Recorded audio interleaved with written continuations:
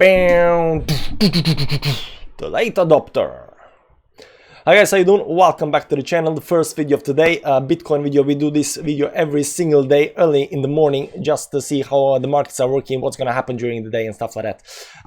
I think it's gonna be fine. Right now Bitcoin is minus 1.24%, but I think during the day this might actually work out. Of course, it can go other way around, but I think it's gonna work out, and I'm gonna show you why and what's actually happening. That said, before we get into charts, as always, if you have trouble picking coins, if you were one of the guys that bought Ethereum Classic yesterday at the top, if you don't know how to pick coins before they actually pump, we got something called Daily Altcoins video, and maybe that's the kind of that's the video for you. We rank 30 coins up and down, what's good, what's not, talk about technical analysis and stuff like that.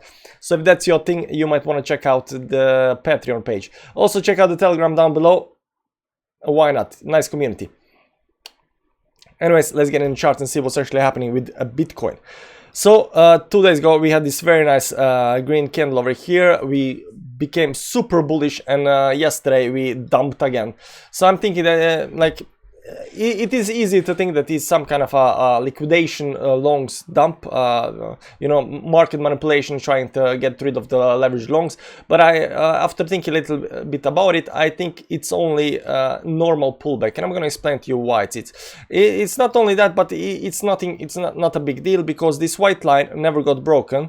This white line is very important. That's the 10 moving average. Once we got back below it, that was very bad. Fortunately for us, we came right back above it. Not only that, we came where we were, above the 50 moving average, that's the yellow line, and we were staying up here. Now this pullback happened yesterday, but we went with the wick all the way down here, but we closed above the 10 moving average, which is very good. So you want to be above the moving averages, not below the moving averages. So because when you're above it, the moving averages are acting as supports. Now today we are again going down, but we still got 15 hours and 36 minutes left of trading, so this can easily pull back up. Now it can easily also drop back down, but we're gonna see, and I'm thinking it's gonna, during the day, this is gonna pull up, and I'm gonna tell you why I think it's gonna do that. But overall, I think we are hitting some kind of this is a normal moment. Like, you pump too much, you go down. You pump too much, you go down. You know. What we want to do ultimately is get above this line of 57,800, because this line is previous high up here, and we didn't manage to do that on this move up here. So you want to get above these local highs, because that indicates bullishness. You want this high to be this high, and then you want next high to be higher and higher. So you want to get these what we call higher highs all the way through, and these lows, you want them to be higher and higher all the time, right? So you want them to go like this. So that gives us some movement in the upward direction. Closing below the 57,800, if you can, yeah, 57,800. We're still bullish because we are getting higher lows, but we want more. We want more bullishness. That's it. I'm going to explain to you. Sorry about that. Need a little bit of water. Now I'm going to explain to you why we are actually looking to bottom out here somewhere and go up. For that, we're going to go to the 1 hourly chart. First of all, I'm going to explain to you why this move down is necessary, because when we went all the way down here and then pulled back up again, the moving averages on the smaller time frames went down. So when we went up, now we are way too extended from the moving averages, and now we have to wait for the moving averages either to come back to us, or we have to move back to the moving averages. And I'm going to show you that on the 4 hourly chart, how that happened over here. Let's just clean this line. So you can see here, let me remove some of the moving averages that are unimportant, this and this one. Okay, so these 3 moving averages, that's the 10 moving average, 20 moving average, 15 moving average. And you can see here, when we had this big dump down here, the moving average, especially these fast moving averages, 10 and 20 moving average, like went straight down for us, right? And then we broke them right back up again, but now they're sitting below us, right? So now we have to wait for them to come back up. So once we got up here, we knew that we're gonna go sideways or gonna go down to hit the moving averages, and we did that. Unfortunately, we're still breaking down, but breaking down towards the moving averages, and we are looking for some kind of bottom up here to actually get back up. But usually these moving averages can be broken, and we are still above, for example, 100 moving average. That's all the way down here. You can see here we are actually hitting with the wick down here, so we can still go all the way down to 54,400 or something like that, and still be bullish technically on the 4-hourly time frame. On the daily time frame, also that would be something like 20 moving average on the daily chart, but as long as we are above that, that should be fine. So I don't see any problem getting down here or even down here. Only problem is if we start getting these lows up down here. And if we do that, if we drop all the way down here, then we want to see some kind of RSI divergence that we are going to talk about soon, but we are not going there right now, because I think this right now that's happening right now here is bottoming out and it's going to go up, and I'm going to show you why I think that. So for that, we're going to go into the 1-hourly time frame, and we're going to see look for at this move that's happening right now. Now let's put up all the moving average. No, we don't need any moving averages for this right now. We're going to use them a little bit later. So what I'm going to show you now is this indicator down here that's called RSI Indicator. Now on this channel we could just call it rubber band index or rubber band indicator, because it is kind of like a rubber band, you know, you stretch it and stuff like that. So basically what you can see here is that the price is moving downwards. I'm going to zoom in so you can see it clearly. The price is moving down while the indicator, the RSI indicator, the bottoms are actually moving up. So that's what we call RSI divergence, and it's a bullish sign. That means that the price is going down while the indicator is not. That means it's divergence and should be correct, because usually the RSI is following the price. So when it is not, we get these divergences or convergences that are actually hidden divergences, but we don't have any hidden divergences here, so we're just gonna talk about regular divergence, and that's what's happening right now. The price is going down, the RSI is going up, and that's why we got this pump up here to the upside. Now we are still going down, because these 1 hourly don't last for that long. These divergences don't last for. Now we are still going down, but look what's happening now. Even though we are going down, oh, it already changed. God damn it. You know, when I was looking at this like 15 minutes ago maybe, this candle was all the way down here, okay? It was in red like this, it was all the way down here, okay?